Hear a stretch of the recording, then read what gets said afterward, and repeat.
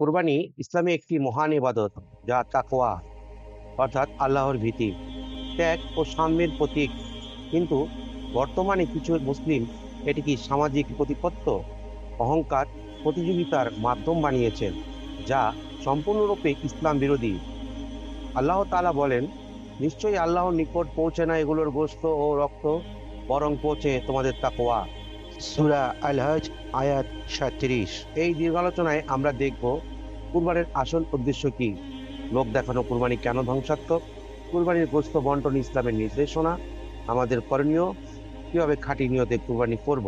তার আগে আমাদের চ্যানেলটি সাবস্ক্রাইব করে পাশে থাকা বেল আইকনটি প্রেস করে যাবেন।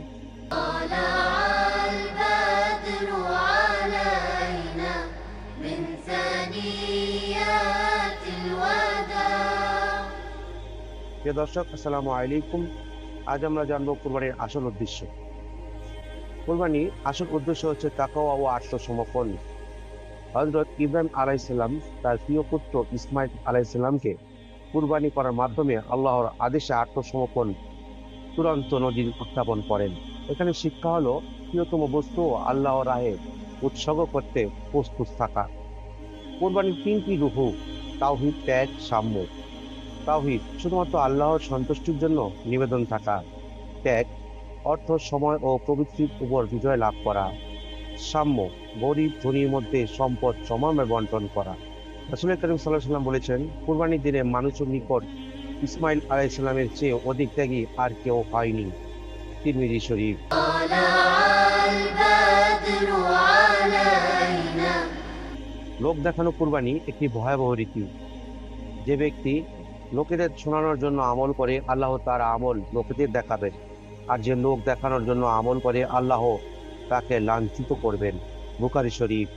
বর্তমান চিত্র এমন যে দামি পশু কিনে সোশ্যাল মিডিয়ায় পোস্ট দেওয়া, অথচ গোশত গরিবদের কাছে পৌঁছায় না।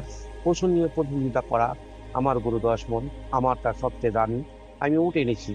অনুষ্ঠান করা, জবাইকে উৎসবে পরিণত করা, যেখানে আল্লাহর পরিবর্তে নিজের ইগো প্রদর্শন করা হয়। طلع البدر علينا। কুরবানি কবুল হওয়ার শর্ত: খালিস নিয়ত, শুধু আল্লাহর জন্যই। হালাল উপার্জন, হালাল টাকায় পশু কেনা। হারাম টাকায় কেনা পশু জবাই করলে কবুল হয় না। সুন্নত মোতাবেক জবাই করা, বিসমিল্লাহ বলা, পশুকে কষ্ট না দেওয়া। ইবনুল কাইয়ুম রহমতুল্লাহ আলাইহি বলেন, কুরবানি পশুর দাম ও আকার নয়, বরং তাকওয়ার আল্লাহর দৃষ্টি মূল্যবান। গোশত বন্টন, গরিবদের হক আদায় করা। ইসলামের নির্দেশনা অনুযায়ী 3 ভাগে গোশত বন্টন করা। পরিবারের জন্য 40%, 2 আত্মীয় পরামর্শীর জন্য 30%, 3 গরিব ও অসহায়ের জন্য 30%। তোমরা নিজেরা খাও, অন্যকে খাওয়াও এবং সংরক্ষণ করো। বুখারী শরীফ। বর্তমান যা মানা হয় না, যেমন গোশত শুধু ধনীদের মধ্যে বিলি করা হয়, চামড়া বিক্রির টাকা নিজেদের কাজে লাগানো, অথচ তা দান করা উচিত। গরিব আত্মীয়কে এড়িয়ে যাওয়া। طلع البدر علينا। সমাধানের উপায় কি? কিভাবে খাঁটি নিয়তে কোরবানি করব? প্রথমত নিয়ত শুদ্ধ করা। মনে বলুন, প্রিয় আল্লাহ, আমি শুধু তোমার সন্তুষ্টির জন্য কোরবানি করছি। লোক দেখানোর কাজ এড়িয়ে চলুন। সোশ্যাল মিডিয়া পোস্ট না দেওয়া, বাহাবা না নেওয়া। দ্বিতীয়ত গরিবদের অগ্রাধিকার দেওয়া। গোশতের বড় অংশ দান করুন। আত্মীয়দের খোঁজ নিন, বিশেষ করে যাদের সাথে সম্পর্ক অধিক খারাপ। তৃতীয়ত পশু নির্বাচনে সহজ সরল হওয়া। দামি পশু নয়, সুস্থ পশু কিনুন। শেয়ার করে কুরবানি দিন যদি সামর্থ্য কম থাকে। চতুর্থ, জবাইয়ের সময় ধর্মীয় আদব মেনে চলা, বিসমিল্লাহ বলা, পশুকে কষ্ট না দেওয়া, তীক্ষ্ণ ছুরি ব্যবহার করে দ্রুত জবাই করা, জবাইয়ের স্থান পরিষ্কার রাখা। আসুন আমরা কোরবানির রূহ ফিরিয়ে আনি। কোরবানি অহংকার নয়, বরং বিনয়ের শিক্ষা দেয়। এটি সম্পদ বন্টনের ব্যবস্থা, যেখানে গরিবের হক নিশ্চিত হয়। আল্লাহর সন্তুষ্টি ছাড়া কোনো কোরবানি মূল্য নেই, তা যত বড়ই পশু হোক। হে আল্লাহ, আমাদের কুরবানি কবুল করুন এবং আমাদের খাঁটি মুসলিম হিসেবে কবুল করুন। আমিন। طلع البدر علينا।